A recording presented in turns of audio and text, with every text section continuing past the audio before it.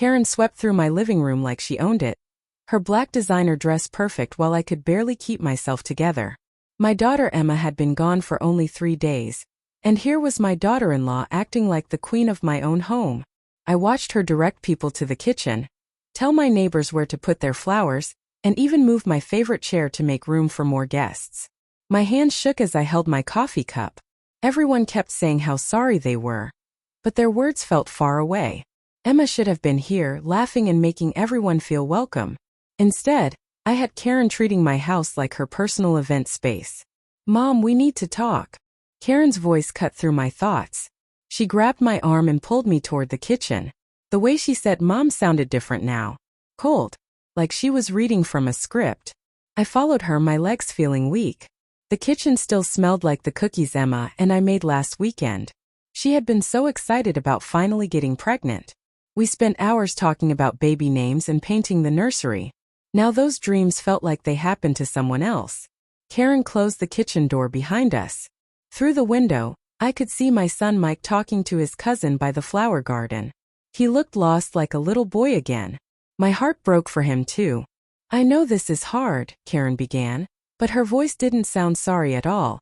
"Mike and I have been talking about what happens next." What happens next? Emma was buried yesterday, and Karen was already making plans. I set my coffee cup down because my hands wouldn't stop shaking. "This house is too big for just you," she continued. Her eyes looked around my kitchen like she was measuring it. "You can't take care of it alone, and you can't afford it on your teacher's money." I felt like someone had punched me in the stomach. This was my home. Emma grew up here. She took her first steps right where Karen was standing. She brought Mike home to meet me at this very table. "What are you trying to say?" I asked, though I was afraid I already knew. Karen smiled, but it wasn't a real smile. It was the same fake smile she wore at every family dinner when she thought nobody was watching. "I'm saying it's time for you to move somewhere more suitable. We found a lovely place called Sunset Manor. It's perfect for people your age." Sunset Manor. I knew that place. It was where Mrs. Henderson from down the street went before she died. Tiny rooms, terrible food, and no visitors after the first month. "Mike and I will take over the house payments," Karen said, like she was doing me a favor. "We'll make sure everything is handled properly." I looked through the kitchen doorway at Mike. He was staring at the ground while his cousin patted his shoulder. Did he know about this plan? Did he agree to throw his mother out of her own home? "This is my house, Karen. Emma and I." "Emma's gone." Karen's voice got harder. "And this house needs a family who can actually use it. Mike and I are planning to have children. We need the space." Children. The word hit me like a slap. Emma had been trying for 2 years to give me grandchildren. She cried in this kitchen when the pregnancy tests kept coming back negative. She finally got pregnant, and now she would never hold her baby. "I need time to think," I whispered. Karen checked her expensive watch. "Of course. Take all the time you need. But remember, the mortgage payment is due next week. Can you cover it?" My teacher's pension barely covered my groceries and medicine. Emma had been helping me for months, though I never asked her to. She just started paying things quietly, the way she always took care of everyone. "I didn't think so," Karen said when I didn't answer. "This is really the best solution for everyone. You'll have people to take care of you, and Mike and I can start our family properly." People started moving toward the front door. The reception was ending, and everyone would go home to their normal lives. I would be left alone with Karen's threats and my broken heart. Mike appeared in the doorway. "Mom, are you okay? You look pale." Before I could answer, Karen moved to his side and took his arm. "Your mother and I were just discussing living arrangements. We want to make sure she's taken care of." Mike looked confused. "What do you mean?" "We talked about Sunset Manor, remember?" Karen's voice was sweet now, like honey. "The place with the nice activities and medical care?" Mike's face went white. "Karen, we said we'd talk about that later." "Mom, you know you can stay here as long as you want." But Karen squeezed his arm tighter. "Honey, we discussed this. Your mother needs professional care now. She's been through so much trauma." I watched my son's face change. Karen had been working on him probably since the day Emma died, whispering in his ear about how I was too old, too sad, too much trouble. "Maybe we should talk about this next week," Mike said quietly. He couldn't look at me. Next week. When the mortgage payment was due. When I would have to admit I couldn't afford my own home. When Karen would swoop in like a vulture and take everything Emma left behind. The last guest said goodbye and left me alone with my thoughts. Karen kissed my cheek before leaving, but it felt like ice. Think about what I said, Mom. It's really for the best. I stood in my empty living room, surrounded by dirty plates and wilted flowers. Emma's senior picture smiled at me from the mantel. She looked so happy, so full of dreams. Karen thought she had won already. She thought I was just a broken old woman who would give up without a fight. But she didn't know me at all. She didn't know that Emma had taught me to be strong, to stand up for what was right. I had raised a daughter who became a nurse to help people. Emma never backed down from bullies, and neither would I. Karen wanted my house? She was going to have to take it from me the hard way. I walked to Emma's old room and sat on her bed. Tomorrow I would start fighting back. Tonight I would plan. Act 2. The lawyer's office smelled like old books and expensive cologne. I sat across from Mr. Peterson, Karen's lawyer, feeling like I was in a courtroom already. Karen wore a navy business suit that probably cost more than my monthly pension. Mike sat beside her, fidgeting with his wedding ring and staring at the floor. Mrs. Rodriguez, thank you for coming, Peterson said, spreading papers across his mahogany desk like he was dealing cards. I'm sure this is difficult, but we need to address the financial situation regarding your property. My heart started beating faster. Property? He made my home sound like just another business deal. Karen leaned forward, her perfectly painted nails tapping the table. We want to handle this quietly, without involving courts or complicated legal proceedings. That sounded like a threat wrapped in silk. Peterson pulled out a thick folder. According to our records, your daughter and son-in-law have been making mortgage payments on your home for the past 18 months. The room started spinning. Emma had been paying my mortgage? She never told me. I thought the bank had just been patient with my late payments. Your daughter managed the household finances, Peterson continued, sliding documents toward me. These bank statements show regular transfers from Emma Chen's account to your mortgage company. I looked at the papers, but the numbers blurred together. Emma's name was on every payment. Month after month, she had been quietly saving my home while I thought I was managing on my own. Emma never said anything, I whispered. Mike finally looked up. She didn't want you to worry. She said it was temporary, until you got back on your feet. But I would never get back on my feet now. My teacher's pension was all I had, and it wasn't enough. Without Emma I was drowning. Karen's voice cut through my thoughts. The problem is we can't afford to make payments on 2 houses. Mike's salary barely covers our apartment and car payments. I looked at my son-in-law. Mike worked at the hardware store downtown, the same job he'd had since high school. Emma had been the one with the good nursing job, the steady income, the plans for their future. We have 3 options, Peterson said, counting on his fingers. Option 1. You take over the mortgage payments yourself. We all knew that was impossible. Option 2. We put the house on the market and split the profits after paying off the loan. My chest felt tight. Sell Emma's childhood home to strangers who would paint over her height marks on the closet door, and tear down the treehouse we built together. Option 3. You sign the deed over to Mr. and Mrs. Chun, and they allow you to remain in the home as their guest. As their guest. In my own house. Karen smiled her fake smile again. We think option 3 is the most generous. You could have the guest bedroom, and we'd take care of all the bills and maintenance. The guest bedroom was tiny, with one small window that faced the alley. Emma used to call it the punishment room when she was grounded as a teenager. I need to think about this, I said. Peterson checked his gold watch. I'm afraid time is a luxury we don't have. The next mortgage payment is due in 5 days. If it's not paid, the bank will start foreclosure proceedings. 5 days. Karen had planned this perfectly, waiting until I was at my weakest moment to spring her trap.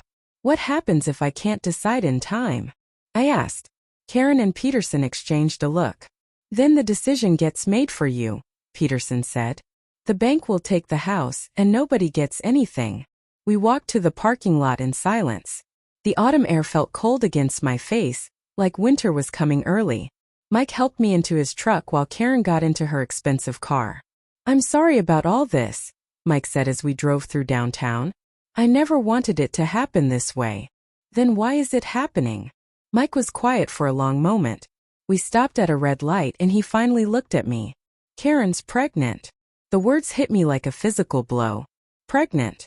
Emma had wanted a baby so badly, and now Karen was carrying the grandchild I might never get to know. She found out last week, Mike continued. That's when she started talking about needing more space, about how the apartment isn't safe for a baby. I understood now. Karen wasn't just taking my house. She was taking Emma's place as the mother in the family, the one who would give Mike children and make decisions about the future. Congratulations, I managed to say, though the word felt like glass in my throat. Emma would have been so excited, Mike said, and his voice cracked. She always said she wanted her kids to have cousins to play with. But Emma's kids would never exist now. Only Karen's would grow up in my house, sleep in Emma's old room, play in the backyard where Emma learned to ride her bike. Mike pulled into my driveway. Mom, I know this is hard, but maybe Karen's right. Maybe you would be happier somewhere with people your own age, activities and things. Is that what you really think? He couldn't answer. He just sat there, gripping the steering wheel like it was the only thing keeping him upright. I got out of the truck and walked to my front door. The key still fit perfectly like it had for 30 years. Inside, Emma's picture smiled at me from every wall. Her coffee mug was still in the sink from our last morning together. Karen thought she had me cornered. She thought I would just give up and sign away my life because I was old and scared and alone. She was wrong about the alone part, though. Emma had left me more than just mortgage payments and memories. I went to Emma's old bedroom, now my sewing room, and pulled out the box where she kept her important papers. Maybe there was something Karen's lawyer didn't know about. Maybe Emma had left me more than just debt. At the bottom of the box, under old report cards and college transcripts, I found something that made my hands shake. A sealed envelope with my name written in Emma's careful handwriting. For Mom, open only if something happens to me. My daughter had been planning for this moment. Even from beyond the grave, she was still taking care of me. Act 3. I tore open Emma's letter with shaking fingers. The paper was thick and expensive, like the stationery she used for special occasions. Her handwriting was careful and neat, the way she wrote when something was really important. Mom, if you're reading this, something terrible has happened to me. Don't panic. I planned for this day because I love you too much to leave you helpless. My heart pounded as I read her words. Emma had known something might happen? How could she have known? Karen has been planning to take our house for months. I found emails on Mike's computer when I was helping him with his taxes. She thinks I don't know, but I've been watching and waiting. I had to sit down. Emma had been playing detective while I thought everything was normal. My daughter was always smarter than everyone gave her credit for. The mortgage payments are coming from my secret savings account, not Mike's paycheck like Karen told him. I never told Mike the truth because I didn't want him to feel bad about not making enough money. So Mike didn't even know where the payments were really coming from. Karen had been lying to everyone, including her own husband. Check the blue folder in my desk drawer. I made copies of everything: Karen's emails, bank records, and something else that will shock you. I rushed to Emma's old desk in the corner of the sewing room. The blue folder was thick with papers. On top was a printed email from Karen to someone named Jennifer. Jennifer, the plan is working perfectly. The old lady has no idea Mike isn't really making the house payments. Once Emma is out of the picture, we can force her to sign over the deed. Mike is too weak to stop me, and his mother is too old to fight back. This house is worth at least $400,000. We'll finally have the life we deserve. Out of the picture. Karen had written that email 3 months ago, when Emma was still alive and healthy. She had been planning this before the accident even happened. My hand shook as I read the next email, this one from Jennifer back to Karen. Are you sure Mike doesn't know what you're doing? What if he finds out you've been lying about the mortgage payments? Karen's response made my blood run cold. Mike believes whatever I tell him. He's so guilty about not making enough money that he'll believe anything. And if the old lady tries to cause trouble, I have other ways to handle her. Other ways to handle me. What did that mean? I kept reading through the stack of papers. Bank statements showing Emma's payments going back 2 years. Not 18 months like Karen's lawyer had said. Property records showing that the house was still completely in my name. with no legal claims from Mike or Karen. Insurance documents that I didn't understand but looked important. At the bottom of the folder was a small digital recorder, and another note from Emma. Mom, press play. I recorded this conversation last month when Karen thought I was asleep upstairs. I pressed the play button with trembling fingers. The sound quality was fuzzy, but I could hear voices clearly. Karen's voice. She's getting old, Jennifer. How long can she really last? And if something happens to Emma, Mike will need me more than ever. He won't question anything I tell him. Another woman's voice, probably Jennifer. But what if she doesn't die naturally? Old people can live forever sometimes. A long pause. Then Karen again. There are ways to speed things up. Stress is a killer at her age. A few more financial scares, maybe some health problems, and nature will take its course. I stopped the recording. My daughter had discovered that Karen was planning to literally worry me to death to steal my house. Emma had been trying to protect me, but she died first. I sat in Emma's old chair and cried for 20 minutes. Then I got angry. Then I got determined. I called Mrs. Patterson, my lawyer friend from church. She was retired but still sharp as a tack. Margaret, I need your help. Can you come over tonight? Bring your reading glasses and your meanest legal brain. 2 hours later, Mrs. Patterson sat at my kitchen table reading through Emma's evidence. She kept shaking her head and making angry clicking sounds with her tongue. This is elder abuse, pure and simple, she said finally. And this recording could be evidence of conspiracy to commit fraud. What does that mean in regular words? It means Karen could go to jail if we play this right. But we need to be smart about it. She's already gotten her lawyer involved, and she thinks she's won. Mrs. Patterson pulled out her phone and made notes as she talked. First thing tomorrow, I'm filing papers to establish that you are the sole legal owner of this property. Then we're going to the police with this recording. What about Mike? He's going to be caught in the middle. Mike is a victim too, Margaret. His wife has been lying to him about everything. When he finds out the truth, he'll have to choose between his dishonest wife and his family. That night I couldn't sleep. I kept thinking about Emma working so hard to protect me while Karen plotted against us. My daughter had been fighting a war I didn't even know was happening. At 3 in the morning I got up and made coffee. I sat at the kitchen table where Emma used to do her homework and read through all the papers again. Every email, every bank statement, every piece of evidence she had gathered. Karen thought I was just a sad old woman who would roll over and give up. She had no idea that Emma had taught me to be a fighter. She had left me weapons I didn't even know I had. Tomorrow the real battle would begin. But tonight, I felt Emma's presence in every page of her careful planning. My daughter was still taking care of me, still one step ahead of the people who wanted to hurt our family. Karen wanted a war?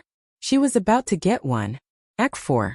I invited Karen and Mike for Sunday dinner. Just like Emma and I used to do every week. They had no idea what was coming. Karen arrived wearing designer jeans and carrying a leather folder thick with papers. She looked like she had already won the lottery. I made your favorite pot roast, I said, leading them to the dining room. The table was set with Emma's good china, the dishes we only use for special occasions. Today felt special enough. Mike looked terrible. His eyes were red and puffy like he hadn't slept in days. He kept glancing around the house like he was seeing it for the last time. This smells amazing, Mom, he said, but his voice was flat. Emma always said you made the best pot roast in town. Karen barely looked at the food. She was too busy staring at the walls, probably planning which pictures she would throw away first. So, she said, cutting her meat into tiny pieces, have you thought about our conversation? The papers need to be signed by Wednesday. I smiled and passed the mashed potatoes. Actually, I have some news about the house. Karen practically bounced in her chair. Her fake smile got even bigger. Oh, wonderful. Did you decide to sign the deed over? Or should we start planning the sale? Neither. The word hung in the air like smoke. Karen's smile flickered for just a second. What do you mean, neither? She asked, her voice getting a little sharper. I mean, I've discovered some interesting things about the mortgage payments. It turns out Emma was paying them herself, not Mike. Mike's head snapped up. What? Karen, you told me I was making those payments from my paycheck. Karen's face went white, but she recovered quickly. That's impossible. Mike, Tell her about the automatic payments from your bank account. There are no automatic payments from Mike's account, I said calmly. Emma kept very good records. I placed the blue folder on the table next to the gravy boat. Karen's eyes locked onto it like it was a snake that might bite her. What is that? She whispered. Emma's insurance folder. She was very organized. Mike reached for the folder, but Karen grabbed his wrist. Don't touch that. This old woman is confused about her finances. Grief can make people imagine things. But Mike pulled his hand free and opened the folder. His face changed as he read the first page. Then the second. Then he looked up at his wife like he had never seen her before. Karen, what is this email about getting the house when Emma is out of the picture? I can explain that. And this one about me being too weak to stop you? Karen stood up so fast her chair tipped over. Those emails are fake. She's trying to turn you against me. With Emma's handwriting? I asked quietly. And her computer password? Mike kept reading. His hand started shaking when he got to the bank statements. Karen, these show Emma making payments for 2 whole years. Not 18 months. 2 years. So what?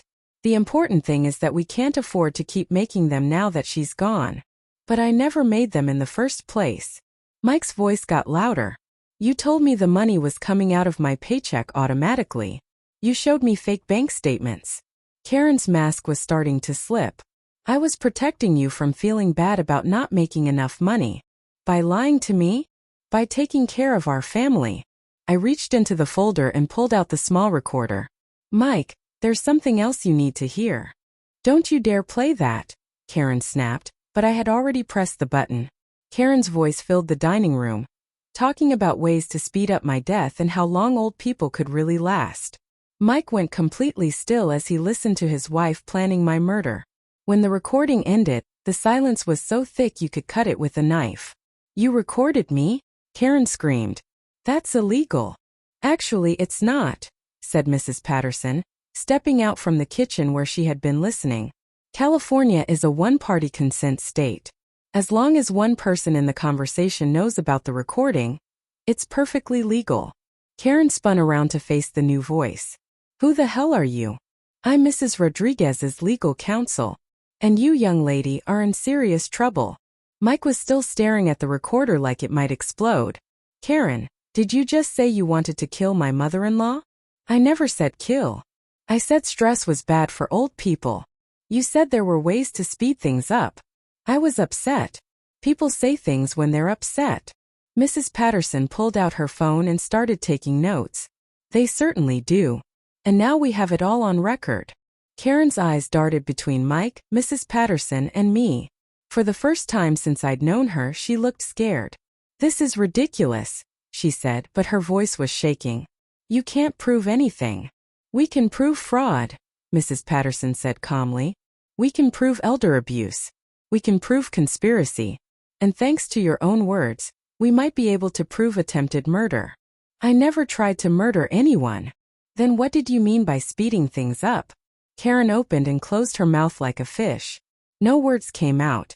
Mike slowly stood up from the table. He walked to the window and stared out at the backyard where Emma used to garden. How long? He asked without turning around. How long what? Karen's voice was getting higher. How long have you been planning this? How long have you been lying to me? Karen tried to go to him, but he stepped away from her touch. Mike, I love you. Everything I did was for us, for our future. What future? Mike turned around, and his face was harder than I had ever seen it. What future can we have that's built on lies and theft and threats? Karen's composure finally cracked completely. Fine. You want the truth? I've been planning this since the day we got married. This house is worth more money than we'll ever see any other way. The room went completely quiet. Even Mrs. Patterson stopped writing. Mike looked at me with tears in his eyes. I'm so sorry. I had no idea. I know you didn't, sweetheart. He looked back at his wife. Get out. Mike, you don't understand. Get out of my mother's house. Act 5. Karen slammed my front door so hard the windows rattled. Through the curtains, I watched her march to her car and make a phone call. Even from inside the house, I could hear her yelling. This wasn't over. Not by a long shot. Mike collapsed into Emma's favorite chair and put his head in his hands. What happens now? She's going to fight this, isn't she? Mrs. Patterson packed up her papers calmly. Oh, she's definitely going to fight. People like Karen don't give up easily when they're caught. As if summoned by her words, my phone started ringing. Unknown number. Don't answer it, Mrs. Patterson warned, but I was already picking up. You think you're so smart, don't you? Karen's voice was pure poison. Well, I have news for you, old woman. I'm not done with you yet.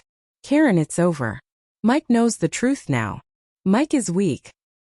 He'll come crawling back to me when he realizes he can't afford to raise a baby on his own. The baby? I had almost forgotten about the pregnancy and all the drama. And you, Karen continued, you're going to regret crossing me. I know people. Important people. By tomorrow morning, everyone in town will know what kind of person you really are. The line went dead. Mrs. Patterson raised an eyebrow. What did she say? She threatened to ruin my reputation somehow. Mike looked up from his hands. Karen has connections through her job at the mayor's office. She knows reporters, city council members, all kinds of people. I felt a chill run down my spine. Karen worked as an assistant to Mayor Williams. She had access to information, contacts, and probably favors she could call in. The next morning, I found out exactly what she meant. My neighbor Mrs. Chun knocked on my door at 7 in the morning, holding a copy of the local newspaper. Margaret, you need to see this. The headline made my stomach drop. Local teacher accused of elder fraud, family fights for beloved home. The article was written by someone named Jake Morrison, and it told a completely different story than what really happened. According to the newspaper, I was a confused old woman who had been stealing money from my dead daughter's bank account. Mike and Karen were described as heartbroken young parents trying to prevent further financial abuse. Mrs. Rodriguez has been forging her daughter's signature on bank documents and making unauthorized withdrawals, the article claimed.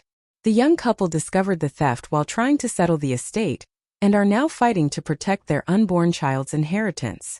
I read the whole thing twice, my hands shaking with anger.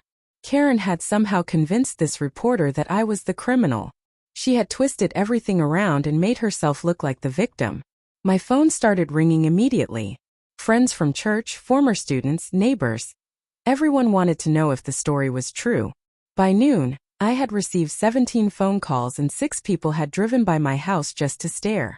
Mrs. Patterson arrived with a briefcase full of documents and a grim expression. I've been reading the article. It's pure fiction, but it's dangerous fiction. What can we do? We fight fire with fire. I've been making phone calls all morning. Channel 8 News wants to interview you this afternoon. The idea of being on television terrified me, but I knew we had no choice. Karen had fired the first shot in a public war, and I couldn't let her lies go unanswered. 3 hours later, reporter Sarah Kim sat in my living room with a camera crew. She was young and professional, nothing like the hack who had written the newspaper article. Mrs. Rodriguez, these are serious accusations. How do you respond to claims that you've been stealing from your daughter's estate? I took a deep breath and looked directly into the camera. My daughter Emma left me a folder full of evidence that proves the exact opposite. I have bank records, emails, and recordings that show my daughter-in-law Karen has been planning to steal my home for months.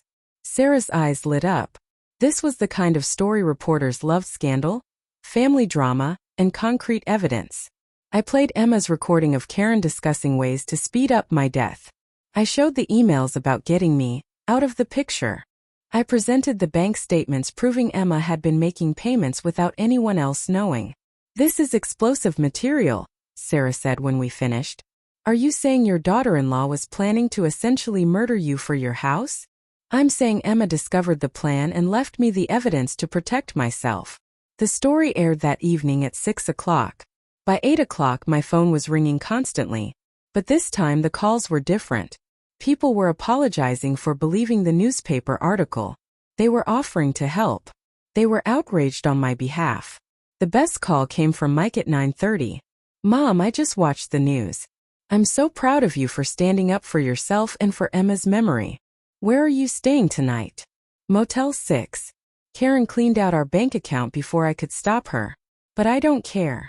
I can't live with someone who would lie about something this serious. Karen's plan was backfiring spectacularly. Instead of destroying my reputation, she had destroyed her own. The next morning brought a new surprise. Jake Morrison, the reporter who had written the original article, called to apologize. "Mrs. Rodriguez, I owe you a huge apology. I was given false information by my source. I should have fact-checked better before publishing." "Who was your source?" "I can't reveal that officially, but let's just say someone from the mayor's office fed me a pack of lies." Within hours, Channel 8 ran a follow-up story about Karen's abuse of her position at City Hall. Mayor Williams appeared on camera to announce that Karen had been placed on administrative leave pending an investigation. By afternoon, the district attorney's office called Mrs. Patterson.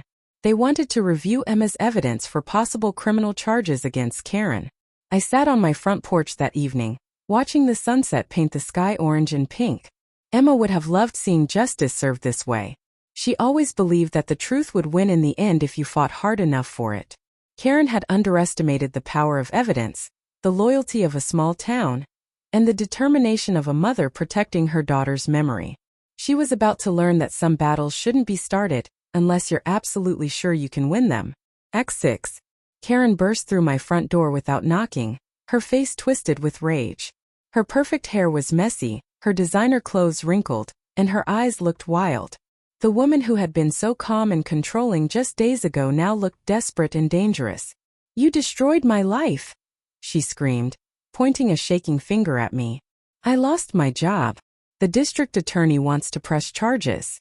Mike won't even talk to me." I stayed seated in my armchair, keeping my voice steady. "You destroyed your own life with your lies and greed. I was trying to secure a future for my family. By stealing from a grieving widow?" Karen laughed, but it sounded more like a snarl. "You think you've won, don't you? Well, I have one last card to play." My heart started beating faster, but I kept my face calm. Karen in this state was unpredictable. "I'm leaving town tomorrow," she continued, pacing around my living room like a caged animal. "And I'm taking Mike's baby with me. You'll never see your grandchild. Ever." The threat hit me like a punch to the stomach. Emma would never have children now, and this might be my only chance to be a grandmother. "Mike will never let you take his child away. Mike doesn't have a choice. I'm the mother. And once I'm gone, I'll make sure he never finds us." Before I could respond, Mike walked through the front door. He must have seen Karen's car in the driveway. His face was exhausted but determined. "Karen, what are you doing here?" She spun around to face him, her voice becoming sweet and fake again. "Mike, honey, I came to apologize. We can work this out. Think about our baby. Our baby deserves better than a mother who lies and steals. I never stole anything. I was trying to improve our situation." Mike pulled out his phone and showed her the screen. "The district attorney's office called me an hour ago. They're filing charges against you for elder abuse, fraud, and conspiracy. You could go to prison, Karen." Karen's face went white, then red, then white again. "That's impossible. I have rights." "You had rights until you tried to steal someone's house and threaten their life." Mrs. Patterson appeared in the doorway behind Mike. "Actually, Mrs. Chun, you have the right to remain silent. I'd suggest you use it." "Who called you?"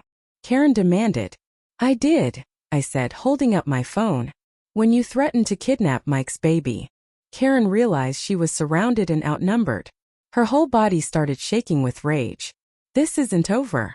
I'll fight this in court. I'll appeal everything. I'll make your lives miserable." "From prison?" Mrs. Patterson asked calmly. That's when Karen completely lost control. She grabbed Emma's favorite vase from the mantel and threw it at the wall.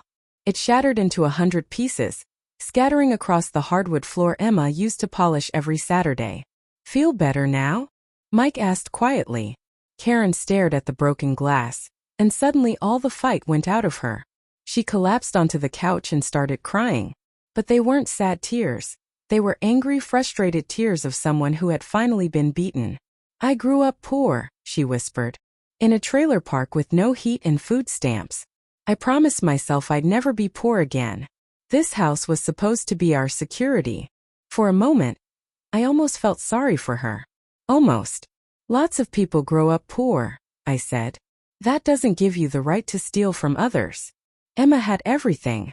A loving mother, a beautiful house, a good job. She didn't deserve all of this when I had nothing. Mike stared at his wife like she was a stranger. Emma worked for everything she had. She earned her nursing degree by studying nights and weekends. She saved every penny to help take care of her mother. And what did I get for marrying you?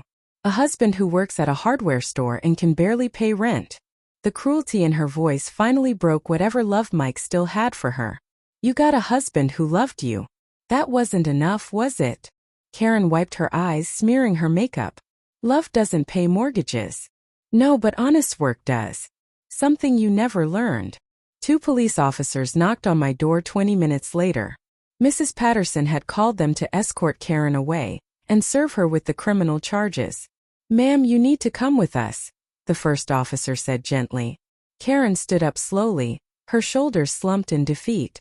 At the door she turned back one last time. I'm still having Mike's baby.